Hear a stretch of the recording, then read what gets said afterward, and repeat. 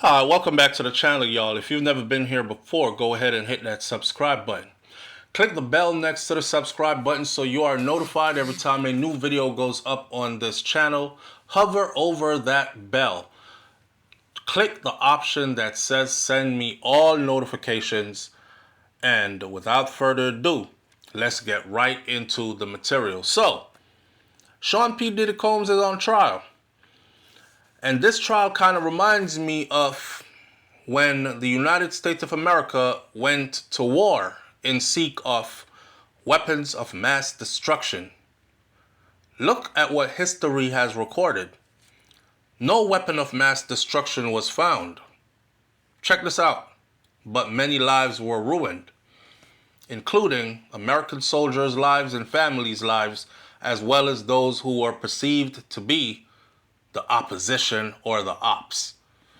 In this P. Diddy case, it's been going on in court now for weeks.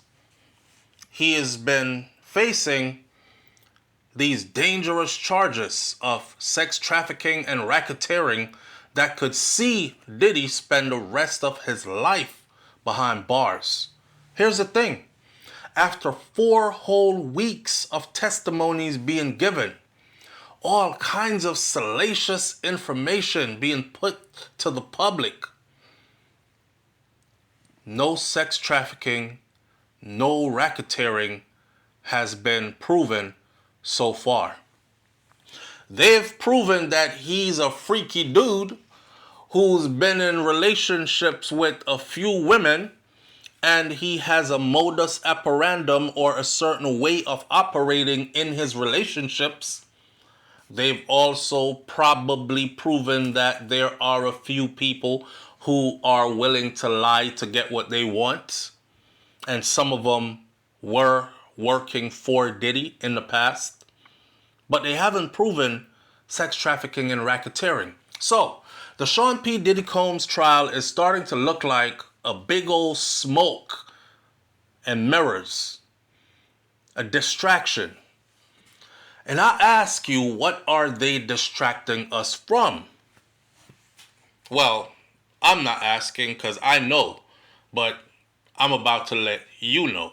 So, have you ever heard of Harvey Weinstein, the Hollywood movie mogul? Have you ever heard of Michael Jeffries, the Abercrombie and Fitch ex-CEO? Have you ever heard of Hugh Hefner and the Playboy Empire? Yeah, all 3 of these are embattled in situations that they're trying to distract us from. Now, here's our disclaimer before we get into the information, right? We're not pointing out other people's wrongs in order to deflect from Diddy's wrongs, but that is exactly what the system is doing at this point. Wonder why there is still no proof of sex trafficking and no proof of racketeering after the feds felt like they had a solid case? But the case keeps dragging on and on and on, with more distractions as the day goes by. 2 motions to dismiss have since been denied. 2 very valid motions to be dismissed have been denied. The last one in particular was Cassie's friend testifying that Diddy hung her over a balcony in California. Diddy's attorneys were able to prove with solid evidence that that man was nowhere in California at that time, that he has been alleged to be hanging her over a balcony. He was on another coast, in another location. And the prosecution knew that they had proof that he wasn't there. However, they still put that person on the stand and allowed that person to tell that lie in front of the jury, which could, of course, steer the jury in a wrong direction where an unfair verdict could be given. So his attorney said, motion to dismiss. The judge says denied. I'm starting to think for sure Diddy's case is the big old smoke that's supposed to distract us. Let's start out with, let's say, the Playboy Mansion. Let's start out with Hugh Hefner.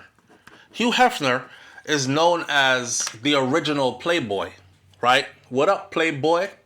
Playboy meaning he had Playboy bunnies, meaning if you came up in the 80s and the 90s, you know Hugh Hefner. Original gangster pimp, Hugh Hefner. He had hoes, but sophisticatedly, it were clean women, young women who he supposedly gave a better life in exchange for them posing topless and seductively in his Playboy books. And you would have Miss January to December.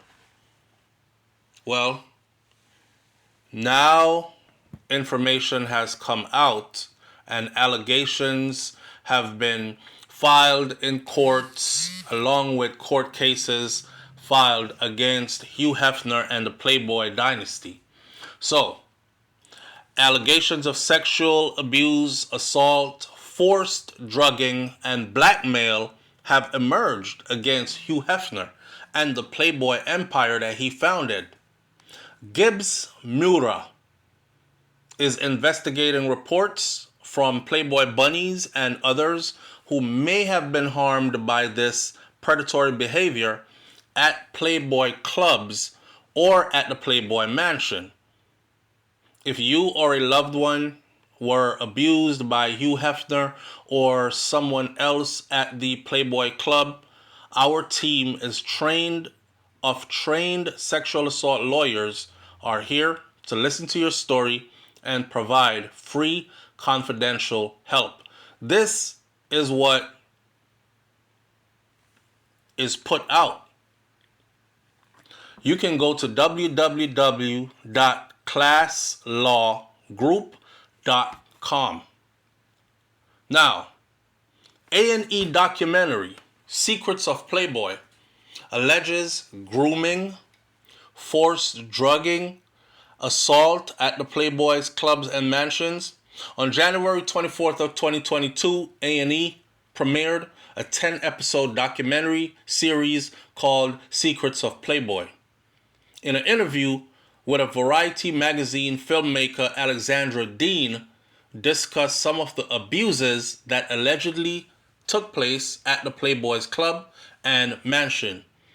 These abuses include forced drugging, forced drug use, coercion, grooming, assault of underage women, and recording people having intercourse without their consent. Filmmaker Dean also says that she uncovered many abuses that didn't make it into her documentary.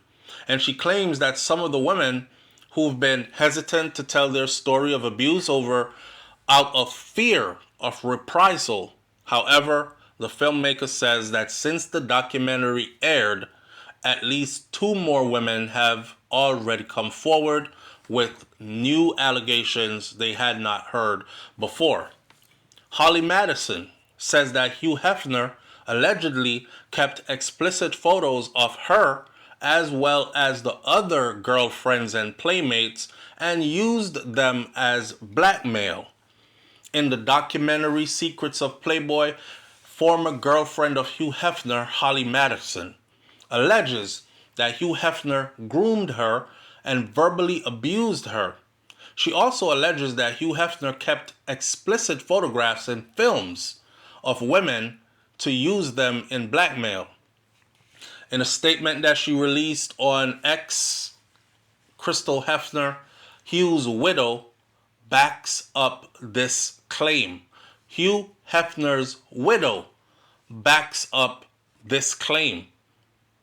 Now, there may be many more victims of abuse that have been silenced by the possibility that explicit photographs of them or explicit videos of them having intercourse could be revealed if they talk about what happened to them at the Playboy Mansion or at these Playboy parties. As reported in Insider magazine, former Bunny mother PJ Mastin claims that she was forced to cover up rapes and abductions of two newly hired Playboy bunnies who were sisters, and they were in their early 20s. What the hell is a bunny mother? Well, she explained that a bunny mother helped to manage the young bunnies at the Playboys Club and that they were often former bunnies themselves. So once you aged out, then you hang around and you help to keep the place clean and manage the girls and whatnot. So according to Mastin, Soul Train host Don Cornelius was involved in abducting two Playboy bunnies to his home in Los Angeles. While at his home, they were abused and assaulted. According to Mastin, she was not allowed to report the incident to the police or to take the women to the hospital. As they say, her job was to cover up the incident and to keep it out of the press. Mastin also said to Insider that Playboy founder Hugh Hefner definitely knew about these incidents, claiming that he read each day's security report which carried these incidents in them. According to The Cut, Mastin reported seeing up to 40 or 50 instances of sexual assault that were covered up. The fact that Mastin is now willing to discuss this openly may mean that cover-ups such as this have reached their expiration date. Let's not forget Hugh Hefner's widow, who stands to lose everything, actually agrees with her. The documentary, The Secrets of Playboy, seemed to show that many women have decided that they finally feel safe enough to tell their stories of abuse from Hugh Hefner and his many prominent associates. And the reason why I said it was like pimping, it was because Hugh Hefner was like a Bishop Magic Don Juan. He had all the fine hoes, right? And he had the pretty bunnies and the barely legal ones who Hollywood A-listers would be invited to the Playboy Mansion parties. So these young girls were suddenly finding themselves in the company of multi-millionaires and famous people, Hollywood A-listers, musicians, media personalities, athletes. And this was Hugh passing his girls out to these people. Gibbs Mora's award-winning sexual assault attorney represents survivors from across the country and said that their team is committed to empowering sexual assault survivors to regain control, to achieve justice, and to begin to heal. And they also said that they recently obtained $73 million in settlement on behalf of their former patients of UCLA gynecologist Dr. James Heaps, who was accused of assault and abuse and misconduct. Go over there and check out their site. But that's just to give you some idea of what's happening in the Playboy Mansion and what they're trying to cover up. You got to understand that Playboy, Hugh Hefner, the Playboy Mansion, that stands as a piece of American history that no one wants to be tampered with. Because opening that can of worms, you would have a lot of prominent people's names start floating to the surface. So that's on Hugh Hefner. But while all this is happening behind the scenes, we are focused on Cassie and Diddy and 50 Cent's baby mama and Diddy, and Diddy's co-workers and Diddy, and that's it. We're not seeing what's happening behind the scenes because that's what they want to do. The next one is, oh, and let's not forget, all this is happening after Hugh Hefner has already passed away. Michael Jeffries, Abercrombie and Fitch CEO, Michael Jeffries. Man, listen, the Michael Jeffries arrest affidavit makes Diddy's case look like child's play. No pun intended. It's amazing how Diddy offered up $50 million in cash and two mansions, one worth $61 million and the other one worth $52 million. So that's $50 million in cash and over $100 million as collateral. And his bail was still denied. And at the same time when Diddy was going through all this and being arrested, so was Michael Jeffries, Abercrombie and Fitch CEO. $1 billion empire. Let me walk you into some of what is going on there that they might be using Diddy's trial to smoke screen so you don't get into all this and start asking questions of how come Michael Jeffries is able to be free at his mansion chilling, and Diddy couldn't get bail, a man of his caliber. Well, check this out, and this is from the government site. The former CEO of Abercrombie & Fitch and two other individuals are charged with sex trafficking and interstate prostitution. The defendants allegedly arranged for dozens of men to travel to New York and to hotels around the world for sex events. A 16-count indictment was unsealed in the federal court in Central Islip, charging the former Abercrombie & Fitch CEO, Abercrombie Chief Executive Officer Michael Jeffries, along with Matthew Smith and James Jacobson, with sex trafficking and engaging in interstate prostitution. The indictment alleges that between December of 2008 and March of 2015, Jeffries, Smith, and Jacobson used a combination of force, fraud, coercion to traffic men while operating a prostitution enterprise. All three defendants were arrested. Jeffries and Smith were scheduled to make their initial appearance in the federal court in the Southern District of Florida, and Jacobson is scheduled to make his initial appearance in the federal court in St. Paul, Minnesota. They will be arraigned in the Eastern District of New York at a later date. May I tell you, he went home shortly after this. Breon Peace, Unity State Attorney for the Eastern District of New York, James E. Denny, Assistant Director in Charge, New York Field Office FBI, and Thomas G. Donlan, Interim Commissioner, New York City Police Department, NYPD, announced these arrests and the charges. It is alleged in the indictment, former CEO of Abercrombie, Michael Jeffries, his partner, Matthew Smith, and their recruiter, James Jacobson, used their money and influence to prey on vulnerable men for their own sexual gratification. State United States Attorney Peace.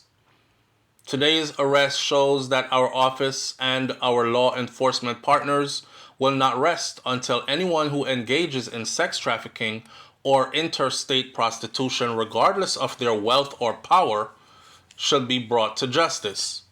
Mr. Peace expressed his thanks to the FBI Miami Field Office, West Palm Beach Resident Agency, the FBI Milwaukee Field Office, Eau Claire Resident Agency, the Barron County, Wisconsin. You get the drift. He thanked everybody. And then he said today's indictment highlights the alleged abhorrent behavior of Michael Jeffries, Matthew Smith, and James Jacobson. These defendants allegedly preyed upon the hopes and the dreams of their victims by exploiting them, abusing them, and silencing them to fulfill their own desires with insidious, secret intentions.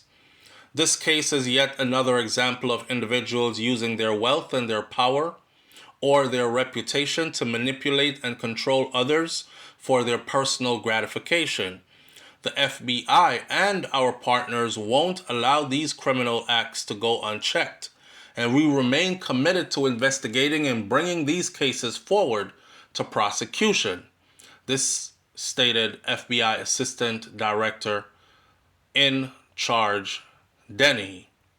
Sex trafficking remains a pressing issue nationwide, and New York City is no exception. They said that from approximately 1992 to 2014, Jeffries was the CEO of Abercrombie & Finch Fashion, clothing retailer that owned and operated retail stores around the world. Smith, with Jeffries' life partner. The indictment alleges that Jacobson was employed by Jeffries and Smith to recruit, to interview, to hire these men to perform commercial sex acts for Jeffries and Smith.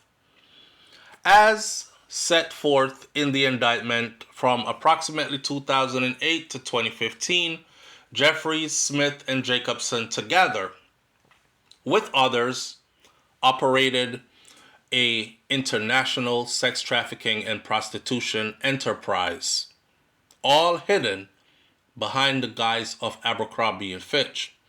Jeffries and Smith not only relied on their financial resources, Jeffries' power as the CEO of Abercrombie, but also on numerous occasions, including Jacobson, and a network of employees, contractors, and security professionals to operate this venture, which was dedicated to fulfilling sexual desires.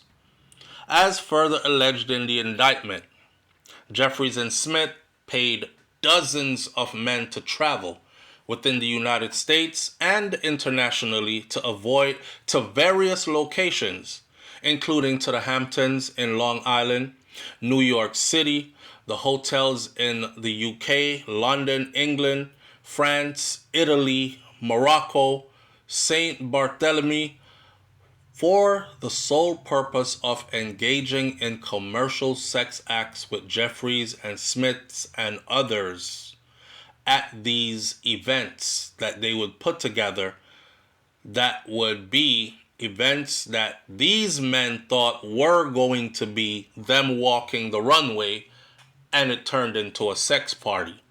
So during tryouts of potential candidates, Jacobson typically required that the candidates first engage in commercial sex acts with him first. This was a requirement. The indictment alleges that Jeffries and Smith and Jacobson used coercive, fraudulent, and deceptive tactics in connection with their sex trafficking and prostitution venture. For example, among other things, Jeffries, Smith, and Jacobson and others acting at their direction employed a referral system and interview process that did not inform the men of the details of the sex events before they attended them, including the full extent and the nature of the sexual activity that would be required of these men at these sex events. Also, it caused men to believe that attending the sex events would yield modeling opportunities with Abercrombie & Finch and others, and would bring them other benefits for their careers.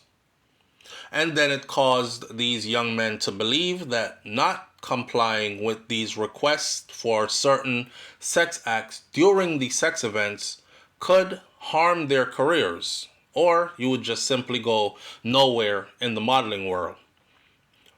They also required men to relinquish their personal items, including their clothing, at the door, their wallets, and their cell phones, and they would store them in an inaccessible location during these sex events.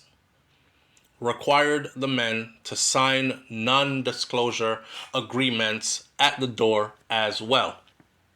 And on more than one occasion, when men did not or could not content, or could not keep up, or could not perform as directed, Jeffries and Smith violated their bodily integrity by subjecting them to, or continuing to subject them to, invasive sexual and violent contact by body parts and other objects.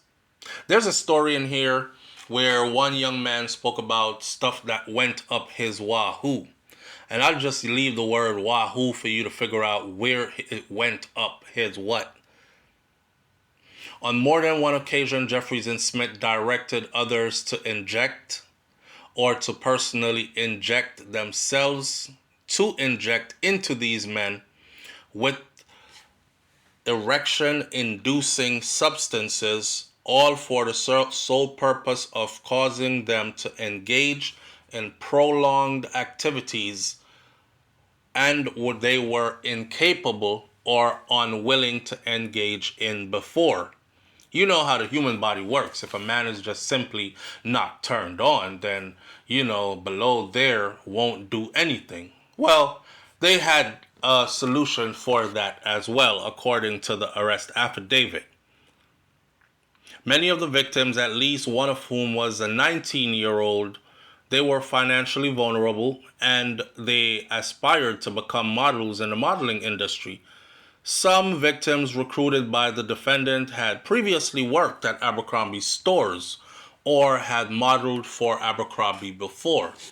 It is said that they would walk into a dollar store on their road trips, driving around the United States of America looking for new faces and bodies. And they would stop at a dollar store to pick up a couple of items, and they would see a young teenage man at a cash register, and they would say stuff to him like, "What are you doing working for Dollar Tree? You should be running the runways of Paris and Italy and London for Abercrombie and Fitch." And this would literally catch these young men off guard. Oh my God, me? And then they would, of course, keep contact with them, and they would lure them in this way with promises of flying them to London, flying them to Paris to walk the runways. One of them said that when he got to Paris, thinking he was there to walk a runway, it turned into one of these parties. If convicted of these charges, the defendant each face a maximum sentence of life imprisonment and a mandatory minimum sentence of 15 years imprisonment. If convicted of the interstate prostitution charges, the defendants also face a maximum sentence of 20 years imprisonment. The charges in the indictment are allegations, and the defendants are presumed innocent unless or until proven guilty. This is just reading out of the Michael Jeffries and his associates, the Abercrombie and Fitch CEO, who was able to get bail for far less than what Sean P. Diddy Combs had put up for his bail. So I've given you some insight into the Playboy Mansion, Hugh Hefner. I've given you some insight into the Michael Jeffries situation. And now I'll give you some insight into the Harvey Weinstein incident. And I won't go too far, okay? Reading from his arrest affidavit and paperwork, it said, Harvey Weinstein is accused by the grand jury of the County of Los Angeles, State of California, by his indictment of the crime of forcible oral copulation in violation of Penal Code Section 288AC2A a felony committed prior to the findings of this indictment, and as follows.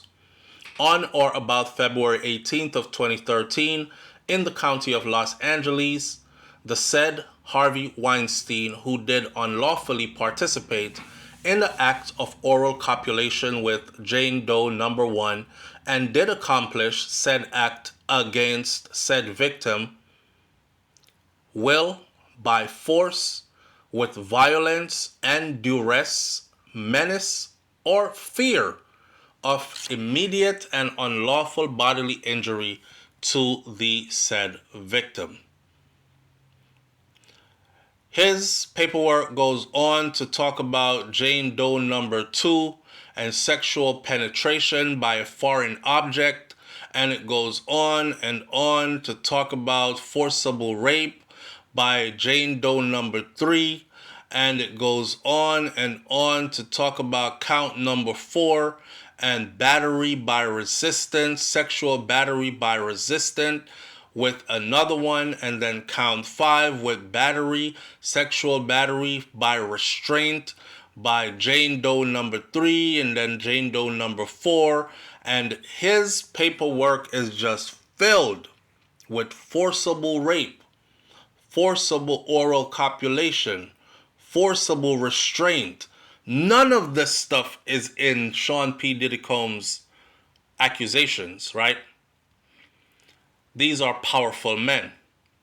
It doesn't take much for you to just ask the computer to tell you how much Abercrombie and Fitch is worth. Just go ahead and ask Google. Say, hey Google, how much is Abercrombie and Fitch worth? And Google will give you some crazy numbers. You know, how much is the Playboy Mansion or the Playboy Empire worth? And then again, at the end of the day, it's not even really about how much they're worth. It's really more about looking at these powerful white men and what they represent. And the fact that someone feels they need to be protected, so a smokescreen needs to be created so that we can sweep this under the rug somehow. So who do we put up front? Sean P. Diddy Combs, highly accomplished entrepreneur, black man, salacious stories, has everybody glued to the edge of their seats. And we forget to pay attention to Harvey Weinstein's trial or his case that's ongoing right now as we speak. We forget to pay attention to Michael Jeffries' case that is ongoing right now as we speak. We forget to pay attention to Hugh Hefner, Playboy accusations and cases filed that are happening right now as we speak. So, the end of the day, is Diddy's case really what they say it is? You have to ask yourself, the feds, highly intelligent, very well put together, high conviction rate, and yet 4 weeks plus of testimony and still not able to prove their case beyond a reasonable doubt yet. Smokes and mirrors, my friend. Smoke and mirrors and distractions. Leave your comments in the comment section below. Tell me what you think about this one, and I'll catch you on the next video. You already know, I'm out. Peace.